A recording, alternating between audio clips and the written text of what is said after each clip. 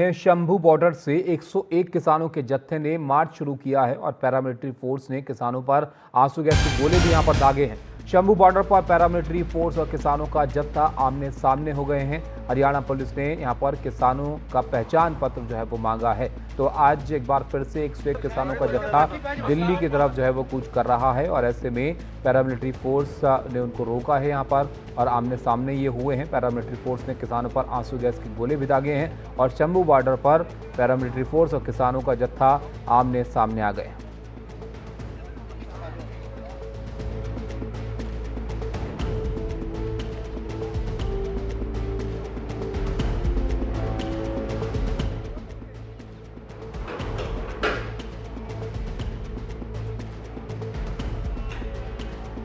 तो किसान एक बार फिर से अपनी मांगों को लेकर यहाँ पर एकत्रित हुए थे। पंजाब के अलग अलग जगहों से किसान यहाँ पर मौजूद थे।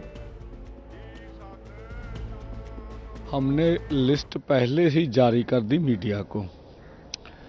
अगर उनका कुछ इस तरह का चेकिंग का करके आगे भेजने का कोई निर्णय है तो पहले हमें बता दें। हम तो खुद बोले थे भाई एक एक आदमी आएगा चेक कर लो, आगे जाने दो।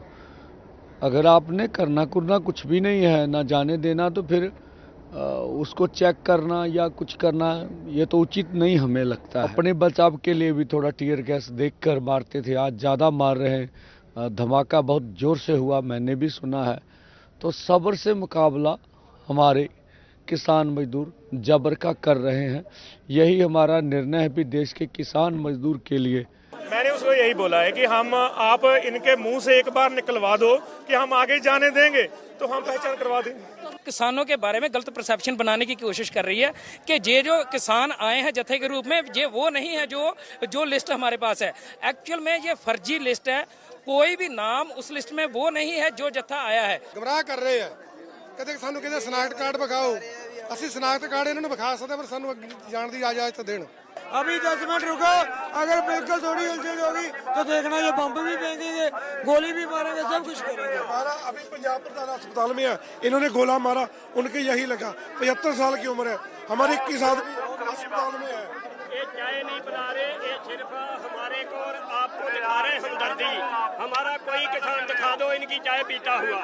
बहन मेरी है, ये बिल्कुल इनके हाथी के दांत है, खाने के कुछ बखाने के कुछ। तो आप देख रहे हैं किसान जो है वो एक बार फिर से कोशिश यहाँ पर कर रहे हैं कि दिल्ली वो पहुंची अपनी बातों को लेकर, लेकिन यहाँ पर पैरामिलिट्री फोर्स से आमना सामना उनका हुआ है। उनको यहाँ पर रोका गया है और इससे पहले भी शुक्रवार को जो है वो किसानों की तरफ से यहाँ पर कोशिश हुई थी दिल्ली की तरफ आने की, लेकिन इसके लिए 7 स्तर की बैरिकेडिंग जो है वो की गई है शंभू बॉर्डर पर। और ये तस्वीरें आप देख रहे हैं जहाँ पर किसान जो है वो इकट्ठा हुए हैं एक साथ। तो कई सारी मांगे हैं इनकी जिसको लेकर ये प्रदर्शन कर रहे हैं। रवीश हमारे साथ जुड़े, हमारे सहयोगी। रवीश, बताइए क्या हालात बने हुए हैं फिलहाल वहाँ? देखिए ताबिश, अभी भी हालात तनावपूर्ण हैं। अभी पुलिस ने कई राउंड आंसू गैस के गोले छोड़े हैं। उसमें एक जो किसान है जो कि उस जत्थे में थे वो घायल हो गए हैं। रेशम सिंह उनका नाम बताया जा रहा है। तो अभी एम्बुलेंस उनको जो है वो हॉस्पिटल में भर्ती करवाया गया है, लेकिन गतिरोध अभी बना हुआ है। लगातार यहाँ पर जो किसान है वो दिल्ली मार्च करने की जद्दोजहद कर रहे हैं, लेकिन पैरामिलिट्री फोर्स और हरियाणा की जो पुलिस है उसने एक कंक्रीट की दीवार खड़ी कर रखी है। समय समय पर वक्त पर जो है वो किसान आगे बढ़ने की कोशिश करते हैं, फिर पुलिस पीछे धकेलती है। तो इसी तरीके की गतिविधि जो है बीते कई घंटों से यहाँ पर चल रही है। अब फिर से एक बार आंसू गैस के गोले जो है वो पुलिस ने छोड़े हैं।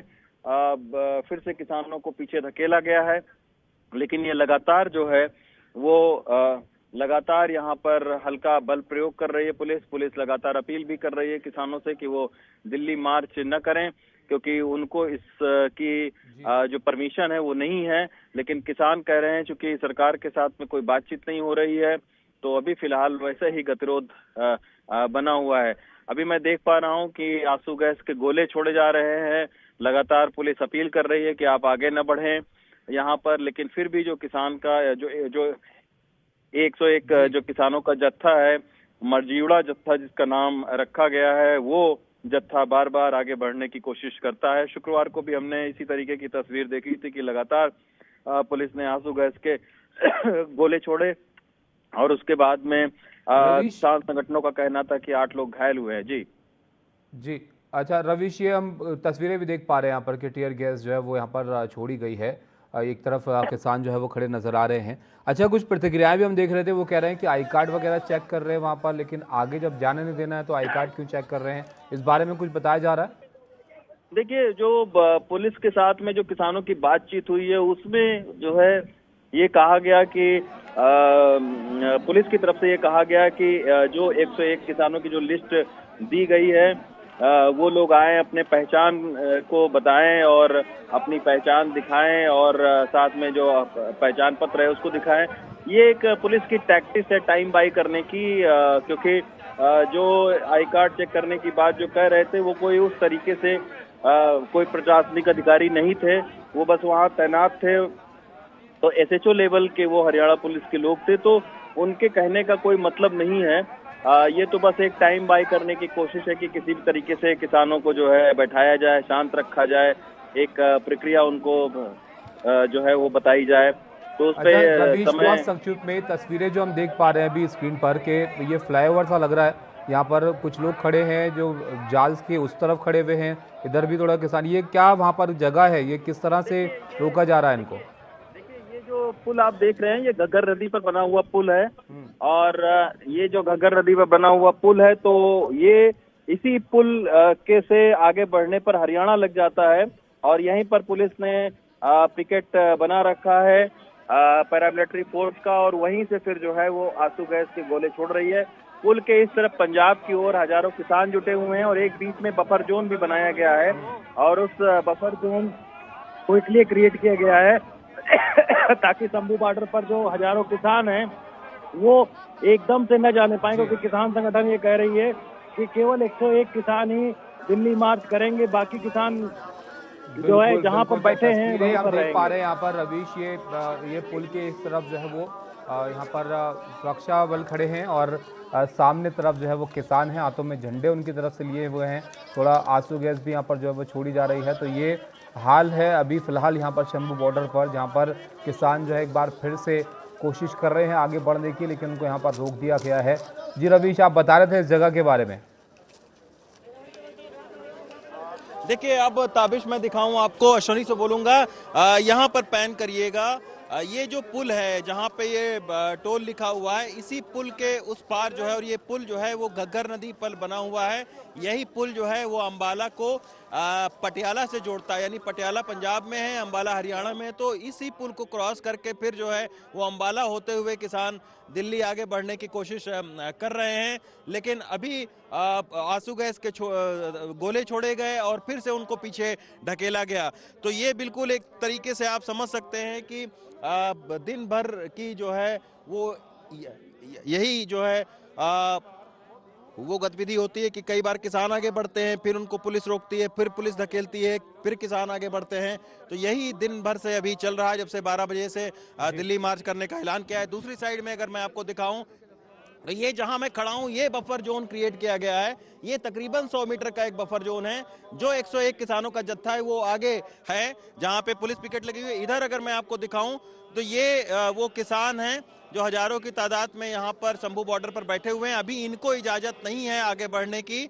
हमने पिछली बार देखा था कि यही सारे लोग जब गए थे तो फिर काफी ज्यादा वहां पे टकराहट हुई थी, लेकिन अभी किसान संगठन का कहना है कि केवल 101 किसान ही आगे जाएंगे। ये सारे लोग अभी यहीं पर रहेंगे। इस तरीके से रस्सी भी बांध दी गई है ताकि कोई भी किसान आगे न बढ़ पाए। इस तरीके के जो बुजुर्ग वॉलंटियर हैं इनको यहाँ लगाया गया है ताकि ये भीड़ को आगे बढ़ने से रोकें। और दूसरी साइड पर मीडिया और वो 101 किसान हैं जो कि दिल्ली मार्च करना चाहते हैं। अभी फिर से देखिए आंसू गैस के गोले छोड़े, ये देखिए आंसू गैस के गोले, ये दूसरा राउंड आंसू गैस का गोला छोड़ा गया है। तो लगातार जो है वो आंसू गैस के गोले छोड़े जा रहे हैं यहाँ पर, और किसी तरीके से जब किसान आगे चले जाते हैं तो उनको पीछे धकेलने की कोशिश होती है। और लगातार ये पोजीशन चल रही है। तनाव बहुत बना हुआ है। अब इस तनाव का अंत क्या होगा, क्योंकि शुक्रवार को इसी तरीके की तस्वीरें हमने देखी कि लगातार आंसू गैस के गोले छोड़े जा रहे थे, उसमें 8 किसान घायल हुए थे। अभी तक जो है वो 2 किसान घायल हो चुके हैं। उनको तुरंत यहाँ पर दूसरी साइड में अगर हम देखें तो एम्बुलेंस की टीम यहाँ पर लगी हुई है, तुरंत एम्बुलेंस पे उनको हॉस्पिटल पहुंचाया जाता है। तो लगातार टकराव वाली स्थिति बनी हुई है। फिलहाल इस मुद्दे का कोई हल नहीं निकलता हुआ दिख रहा है, क्योंकि बातचीत नहीं हो रही है, ना तो किसान संगठन के बीच में हो रही है और ना ही सरकार ने उनसे संपर्क साधने की कोशिश की गई है।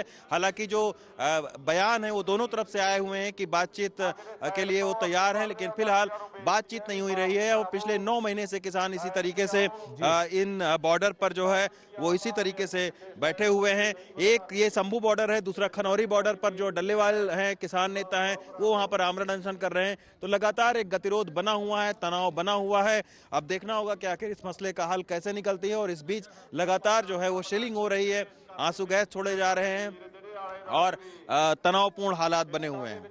बिल्कुल तनावपूर्ण हालात हैं। अब देखिए आगे बढ़ पाते हैं या नहीं, या कोई बातचीत हो पाती है, क्या हल इस मसले का निकलता है। लेकिन फिलहाल जो ताज़ा तस्वीरें हैं रवीश दिखा रहे थे वहाँ से, बहुत शुक्रिया रवीश आपका हमारे साथ जुड़ने के लिए और तस्वीरें हम तक ये पहुँचाने के लिए। तो हालात कुछ ऐसे हैं कि एक तरफ जो है वो किसान हैं, दूसरी तरफ बैरिकेडिंग करके उनको रोका हुआ है और अब तनावपूर्ण स्थिति फिलहाल वहाँ पर बनी हुई है।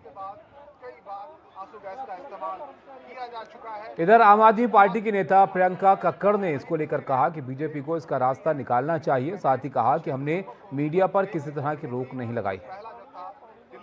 किसानों को प्रदर्शन करने से भी रोका जाता है, दिल्ली कूच करने से भी रोका जाता है, लंबे लंबे कीले ठोक दिए जाते हैं हमारे अन्नदाता के रास्ते में। वो इसी देश के नागरिक हैं। भाजपा को ये रवैया छोड़ना चाहिए और बात करनी चाहिए और समाधान निकालना चाहिए। हमने मीडिया को नहीं रोका, मीडिया की ब्रीफिंग हुई थी, क्योंकि पिछली बार कुछ मीडिया के साथियों को इंजरी आई थी, तो इस बार ऐसा ना हो इसलिए मीडिया ब्रीफिंग की गई थी और ये आधिकारिक रूप से एसएसपी पटियाला का बयान भी आया है।